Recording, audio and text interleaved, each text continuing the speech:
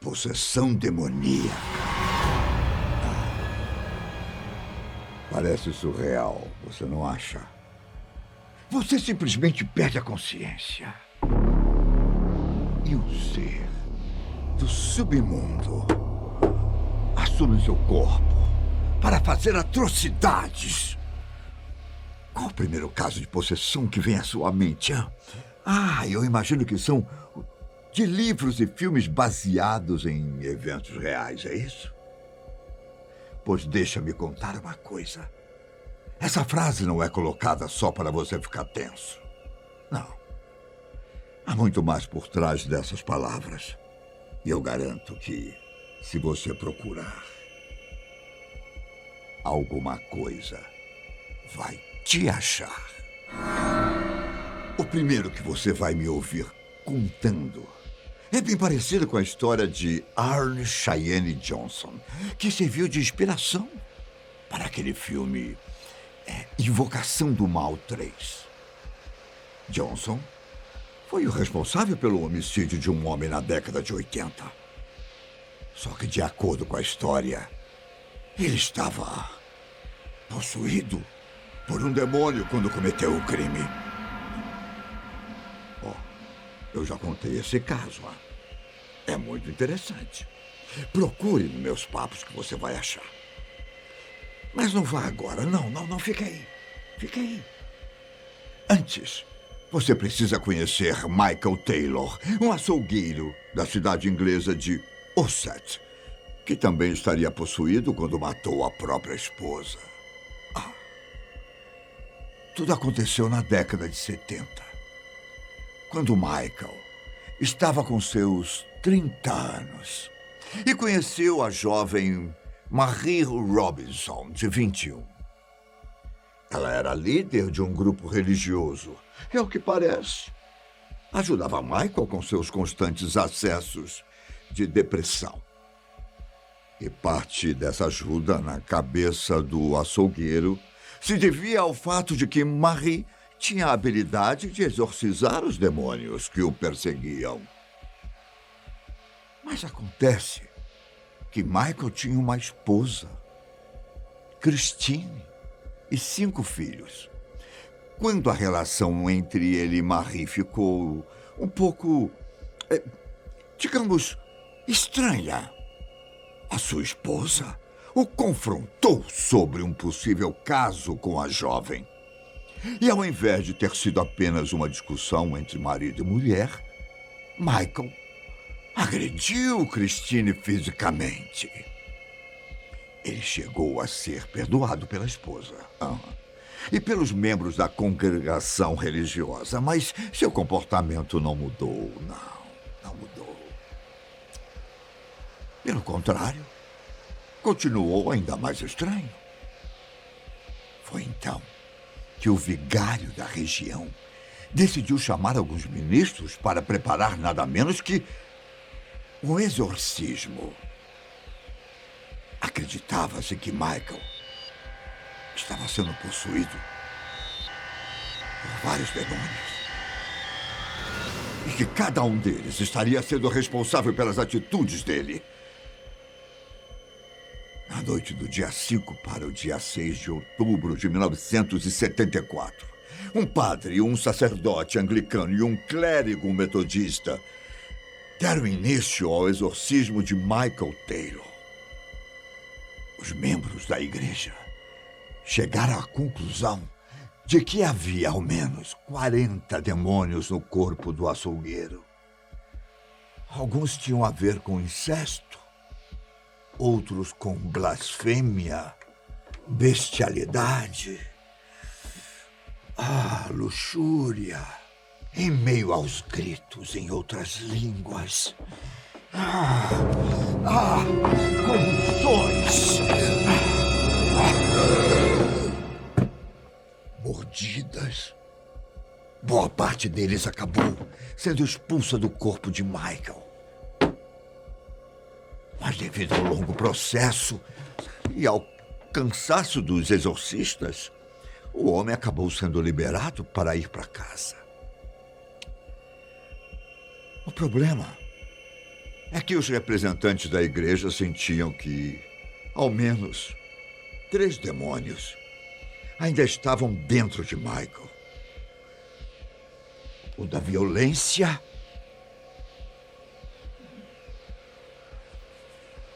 o da loucura e assassinato. 3 características que o açougueiro mostrou logo em seguida. Isso porque ele foi para casa em seguida e logo depois tirou a vida da esposa de forma brutal.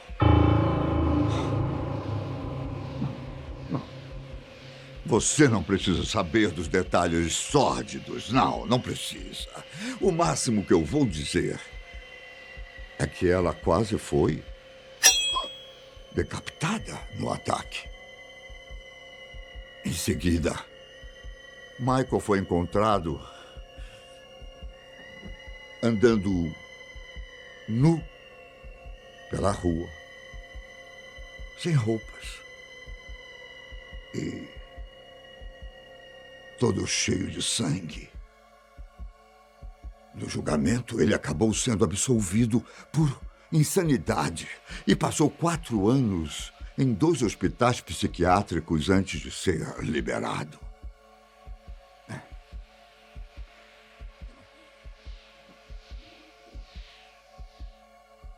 Agora, o próximo caso, digamos que ele teve um final incrivelmente mais feliz do que o caso de Michael Taylor.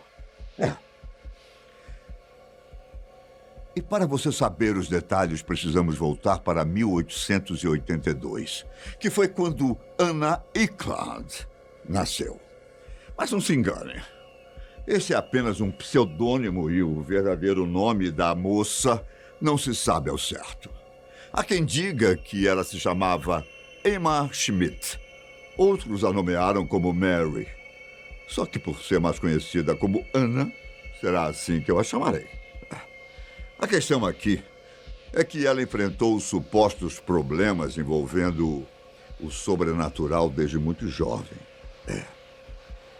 Nascida no estado americano de Wisconsin, ela foi criada por uma família católica e passou a demonstrar sinais de possessão quando ainda era adolescente. Os relatos são de que Anna tinha repulsa de objetos religiosos, não conseguia entrar em igrejas e teria pensamentos perturbados. Mas há quem diga que tudo isso não tenha passado de uma invenção do pai da garota. Depois que ela recusou os avanços sexuais do próprio pai, o homem teria dito que aquelas atitudes tinham a ver com demônios. A pobre menina tinha apenas 14 anos na época. Chegou a ser dito que a possessão de Anna tinha relação com sua tia, Mina. Ao que parece, além de ser amante do pai de Anna, ela ainda colocava feitiços na comida da menina. Até que ponto isso é verdade, eu não sei. Eu não sei dizer nada disso. O que eu posso falar é que a primeira sessão de exorcismo da moça aconteceu em 1912, quando ela tinha seus 30 anos. Theophilus Ratzinger foi o padre responsável pelo ritual. Só que, infelizmente, os registros desse primeiro exorcismo se perderam com o tempo. Mas eu posso supor que ele não foi definitivo, já que anos mais tarde, Anna Eklund passaria por outro consideravelmente maior. Era verão de 1928, quando Theophilus Ratzinger foi chamado novamente para exorcizar Anna. Ela tinha, acho que 46 anos na época. A cerimônia foi programada para acontecer em um convento franciscano no estado de Iowa, no dia 17 de agosto. Eu até gostaria de dizer que tinha tudo para ser um dia como outro qualquer. Mas a verdade é totalmente o contrário.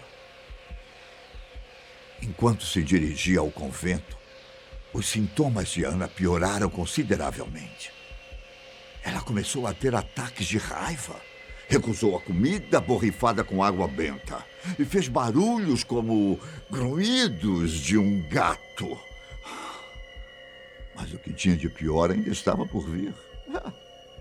No dia seguinte, 18 de agosto, teve início a primeira de 3 sessões de exorcismos, que se seguiram até dezembro de 1928. Cada uma foi mais assustadora que a outra. Na primeira, do dia 18 a 26, Ana uivou. Chegou a levitar da cama enquanto os membros da igreja expulsavam os demônios. Uma pausa foi feita e as sessões retomaram no dia 13 de setembro. Terminando apenas uma semana depois, no dia 20. Mais uma pausa e os trabalhos foram retomados em 15 de dezembro, durando mais 8 dias adiante. E olha, não é exagero dizer que Ana teve sorte de chegar viva até aquele momento. E não apenas por causa dos exorcismos, mas principalmente porque o corpo dela se deteriorou bastante. Durante todo o segundo semestre de 1928, Ana se recusou a comer e vomitava constantemente. Dizem que seu rosto inchou e que ela falava em vários idiomas que nunca teve contato antes. A presença da moça e as sessões de exorcismos foram tão assustadoras e cansativas que muitas freiras pediram transferência para outros conventos. O fato é que naquele momento do tempo, tanto o pai quanto a tia de Ana não estavam mais vivos. O que fez os membros da igreja acreditarem que os dois também tinham possuído a garota. No último dia do exorcismo, depois de ordenar que os demônios fossem embora em nome do Pai, do Filho e do Espírito Santo, Ana parou de levitar. Gritou a palavra "Inferno!" várias vezes. E chamou por Beelzebu e Judas. Só que ao acordar, ela teria voltado a falar com sua voz normal. E apresentava sinais de estar praticamente curada. Como os dados oficiais de Ana foram mantidos em sigilo, não se sabe exatamente como foi a vida dela nos anos seguintes. A história conta que ela teve um episódio aqui, outro ali, envolvendo o sobrenatural, mas nada como em 1928. Para a história de Ana Eklund não ficar sem um final, direi apenas que ela morreu em 1941, com 59 anos de idade. Eu não me atrevo a dizer até que ponto essa história é verdade, mas eu sei que é melhor não duvidar de algumas coisas nesse mundo. Você não concorda?